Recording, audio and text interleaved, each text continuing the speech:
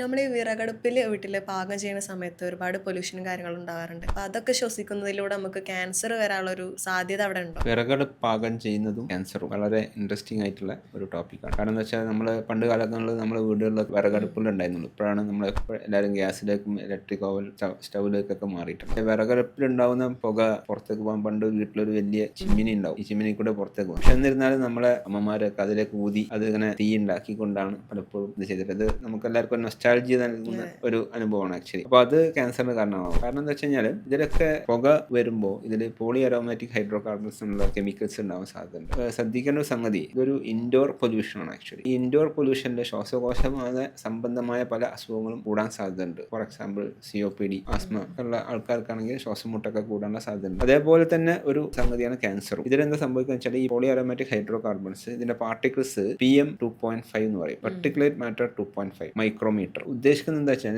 കണികന്റെ size 2.5 മൈക്രോമീറ്ററിനെക്കാട്ടി താഴെയാണെങ്കിൽ അത് easily നമ്മളെ മൂക്കിലുള്ള രോമങ്ങൾ, താഴത്തേക്കുള്ള സീരിയാസ്, ഇതിനൊക്കെ ബൈപ്പാസ് ചെയ്തിട്ട് ശ്വാസകോശത്തിന്റെ ഏറ്റവും ചെറിയ യൂണിറ്റായ ആൽവിയോളസിലും ഒക്കെ പോയിട്ട് അടിഞ്ഞിട്ട് അത് ഭാവിയിൽ ക്യാൻസർ ഉണ്ടാവാനുള്ള സാധ്യതകൾ കൂടുതലാണ്.